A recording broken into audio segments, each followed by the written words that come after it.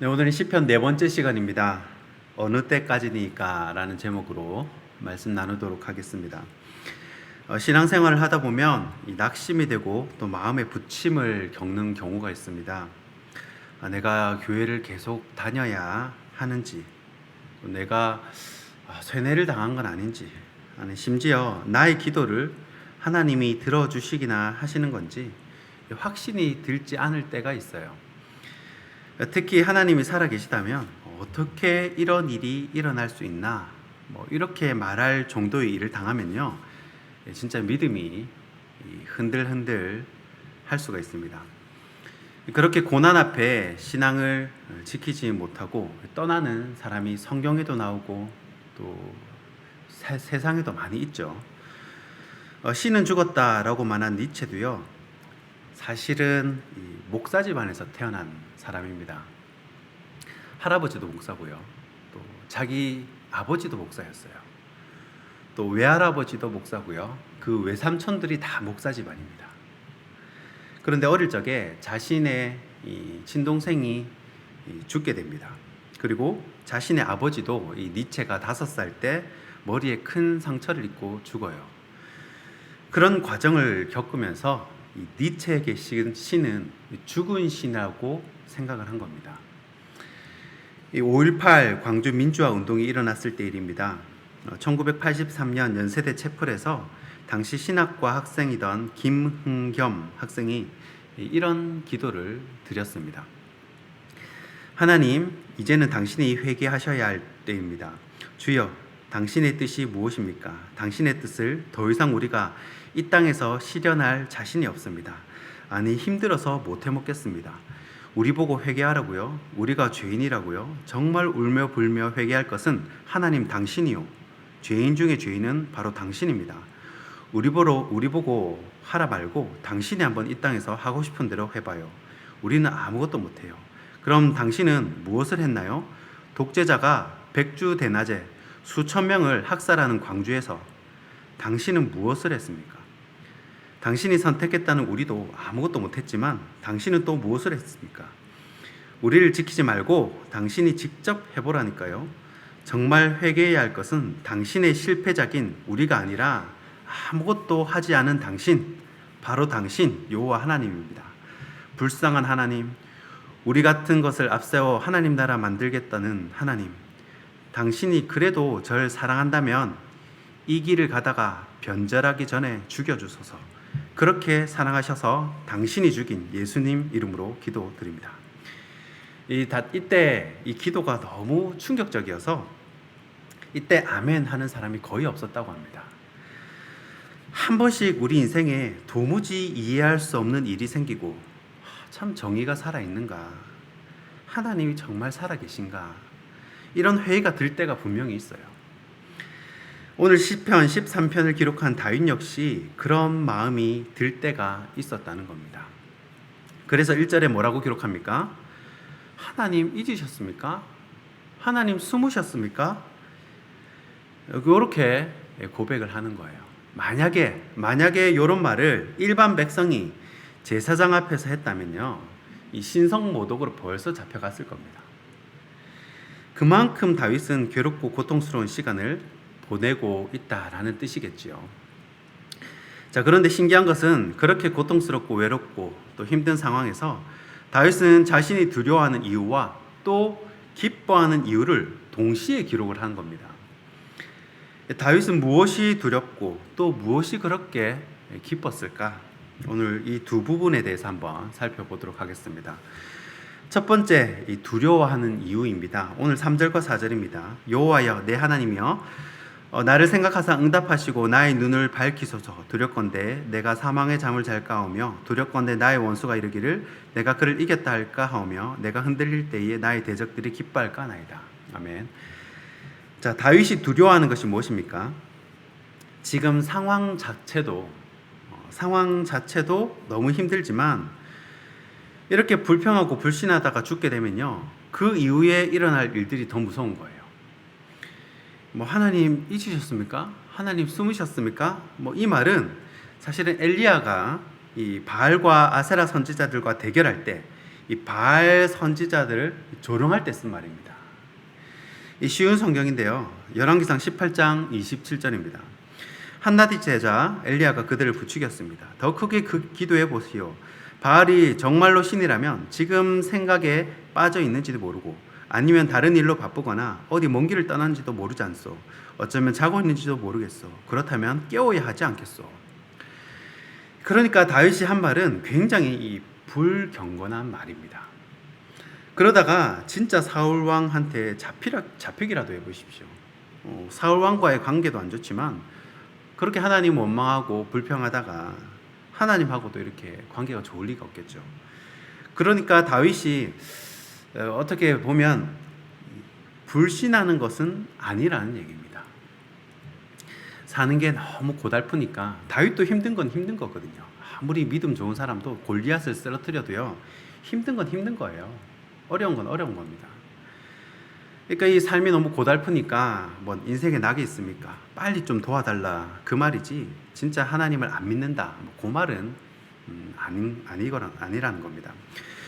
또 다윗은 무엇이 두려울까? 4절에 보니까요, 원수들이 다윗을 이겼다고 말하는 그런 상황이 너무너무 두려운 거예요. 인생의 패배자, 이 루저가 되는 거잖아요. 특히 남자들의 세계가 더 그렇거든요. 이 사울 왕과 그 측근들은 승승장구하며 막 이렇게 자랑을 하는데 자신은 신앙을 지키고 믿음을 지킨다고 사울 왕을 살려주고 초라한 모습으로 이 형장의 이슬로 사라질까 뭐 그런 걸 생각하니까 너무너무 두려운 겁니다. 광야에서 뭐 잠이나 제대로 잤겠습니까? 그리고 자신이 의기소침한 그 모습에 이 대적들이 더 기뻐하는 겁니다. 이 다윗이 어깨가 축 처지고 이렇게 막 벽으로 붙어 다니고 이 모습이 더 이제 사람들이 더 기뻐하는 거예요. 아이고 믿음 생활 한다고 열심히 내더니 결국 저 꼴이네. 이런 말들이 이 다윗 귀에 다 들어오는 겁니다. 얼마나 비참하겠습니까?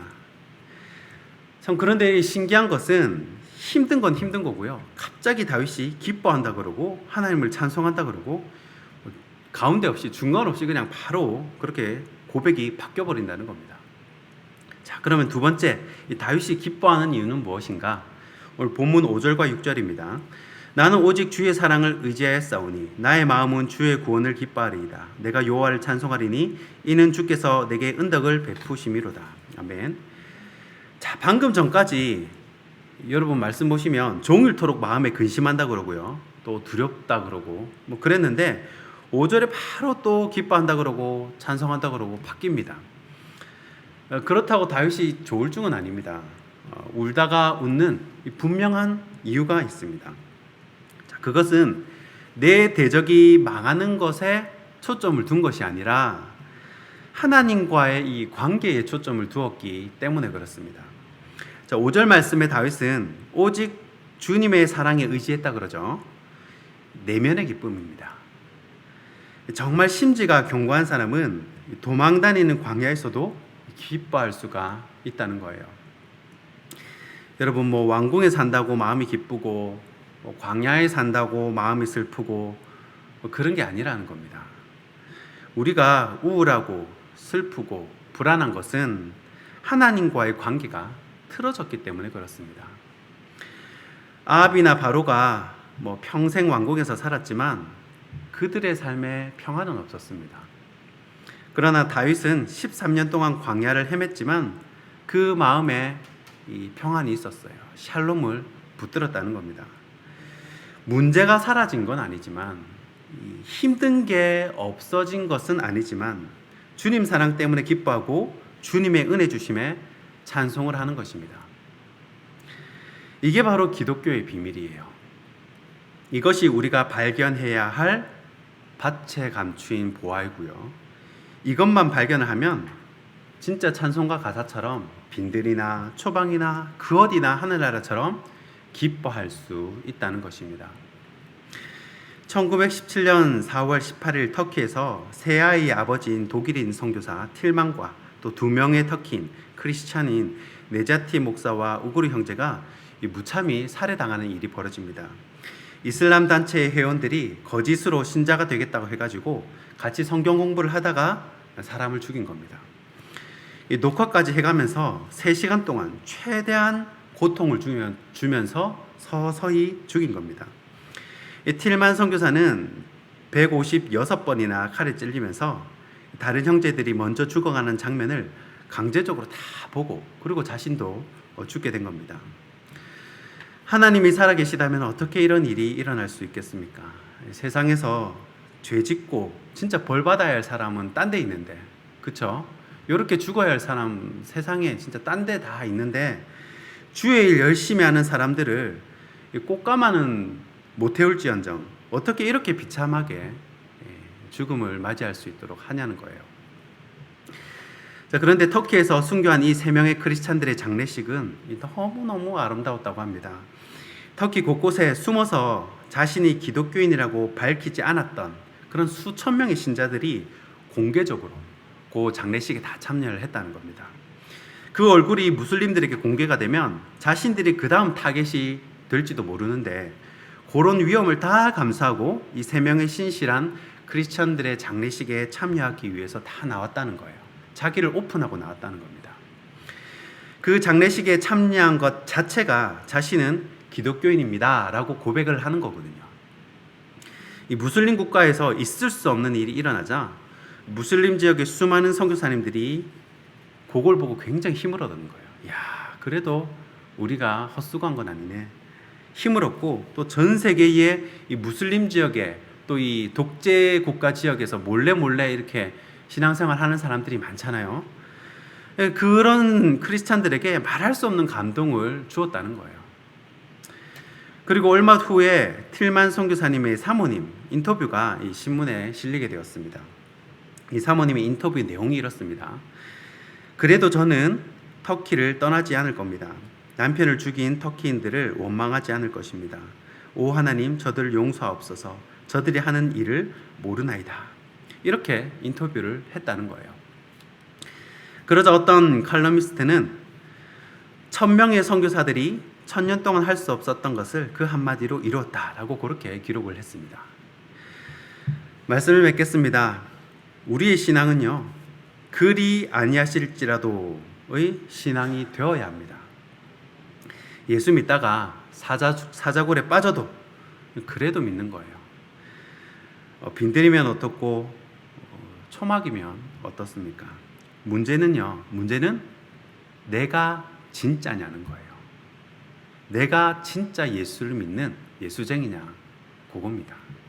그게 문제지 다른 게 문제가 아니라는 거예요.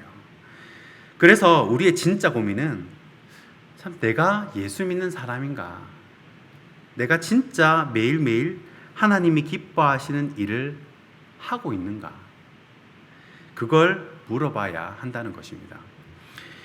최고의 고수는요, 교회 다니는 신앙생활 하시는 사람 중에 제일 최고 고수는요, 말씀대로 믿고 사는 사람입니다. 고경지면 진짜 최고의 경지죠. 말씀 읽고 그대로 사는 사람, 최고의 경지 아니겠습니까? 그 사람이 최고의 고수입니다. 사단이 될성 싶은 나무 빨리 싹을 잘라내는 비결이 있는데 인생의 광야 없이 빨리 세속에 타락시켜 버리는 겁니다. 인생의 될성 싶은 나무 싹을 빨리 잘라내는 방법이에요. 그러니까 지금 다윗은 잘 가고 있는 겁니다. 잘 가고 있는 거예요. 오히려 왕궁에 있는 사울 왕보다 영적으로는 훨씬 안전한 겁니다. 그리 아니하실지라도 이 믿음으로 승리하는 저와 여러분 되길 주님의 이름으로 축원합니다. 기도하겠습니다.